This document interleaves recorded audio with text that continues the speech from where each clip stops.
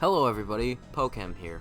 Mario Kart 64 is one of the most well-known and famous Mario Kart games, and for good reason. It brought the series to 3D and was miles better than Super Mario Kart, and it had some of the most famous stages in all of Mario Kart, with stages like Calamari Desert and Royal Raceway. But there are also some very forgettable ones, so without further ado, let's get onto the list. Here are my top 5 most forgettable and underrated Mario Kart 64 tracks.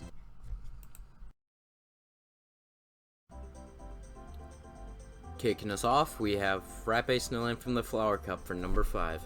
Please note that I am not calling any of these stages bad. I'm just explaining why I think they're forgettable / underrated.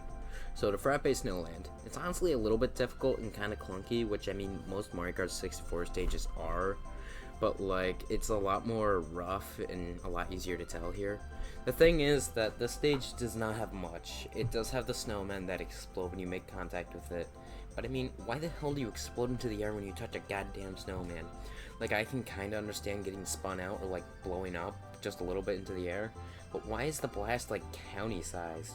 But anyways, the stage also has snow statues of Mario and Yoshi, or snowmen, or whatever you want to call them. Funny thing is, I barely remember the Yoshi statue because it's kinda off to the side.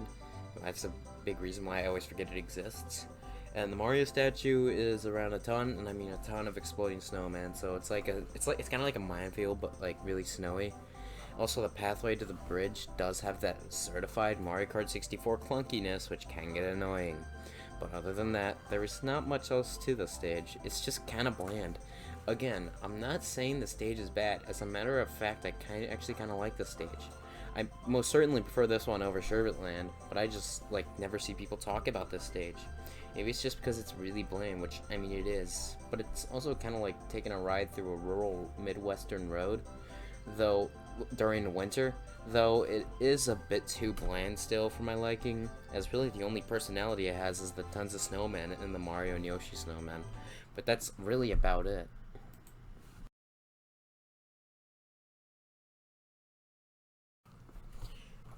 And at number 4, we have Mario Raceway. I gotta say, I always preferred the term Raceway instead of Circuit. I don't know why, it just always sounded way more unique to me. But though I guess it would be kind of weird to call it Mario Kart Super Raceway instead of Mario Kart Super Circuit. But anyways, the stage is one of the most boring stages in the game, to be completely honest. Hell, I'd even go as far as to say it's one of the most boring stages in all of Mario Kart. Like, the most neat thing we have here is the pipe tunnel, which, like, dude, there are other Mario circuits that have that. It's not that big of a deal. I will say, though, the most actually neat thing they have here is not in any other Mario circuits or whatever, is whatever the heck these things are. They look like Chinese rip-off piranha plants. Like, what even are these things? The only thing I can think of when I think of Mario Raceway is the spinning Mario signs. I can't be the only one that never realized there were two, though, right? Come on, fess up. I will find you. This is the main reason why this stage is forgotten. It doesn't have its own shtick compared to Luigi and Royal Raceway. With Luigi Raceway, it has the air balloon and was the first track of the game, so it was kind of well known. And Royal Raceway has the castle and the giant leap. The stage just doesn't have anything, and it's in the middle of the game. So and honestly, it's the worst one in the list. It makes perfect sense why it's the most forgettable one, after all.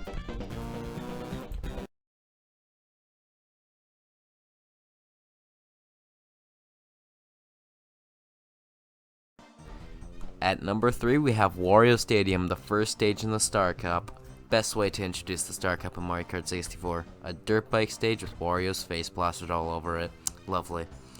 This stage is long. Like, really, really long. Of course, Rainbow Road 64 is way longer, but I mean, a race could last to 6 minutes sometimes here. It's crazy. But I will say, though, the idea is really cool. I love the idea of having a long dirt bike stage in Mario Kart.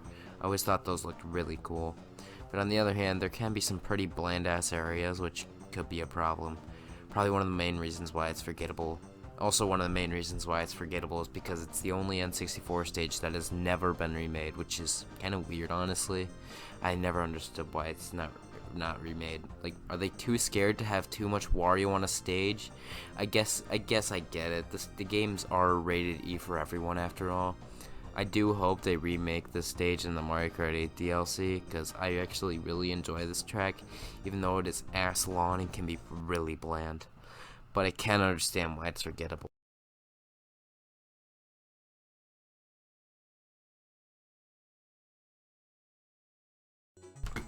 And the runner-up for most forgettable Mario Kart stage is going to be Koopa Troopa Beach, the third stage of the Mushroom Cup.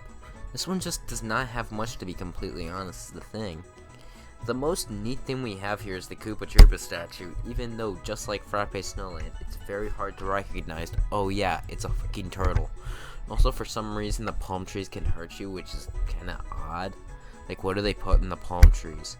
Also, the stage has the one shortcut that is the stupidest shortcut ever. If you slightly hit the wall, yeah, you ain't coming back. You're gonna be dropped down to 8th.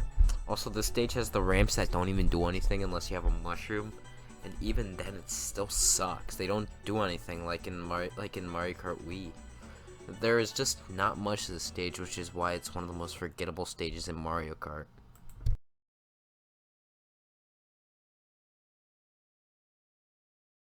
From the Special Cup. Here's the thing, this stage is quite neat. I like the idea of a stage near the water at night. I always thought seeing water at night could be kind of creepy and ominous, and this stage definitely captures that feeling. And the stage has you go in what I assume is an abandoned fishing shack, where these boxes repeatedly open and shut with bats flying out of them. The stage is quite interesting, to be honest, I'll admit. So why is it forgettable? Because it's just not fun. The stage is kinda a chore to go through. Usually I can have my fun playing most ghost stages in Mario Kart, but for some reason I just can't enjoy Banshee Boardwalk. It's just kinda lame. There are so many bland spots that are just not fun, and I get it. You need some bland spots occasionally to breathe, but this one just has too much of them. But that's all for today. Thank you so much for watching. Like, subscribe, and comment down below what your list would be for the most forgettable Mario Kart 64 stages. Again, thanks for watching and have a great day.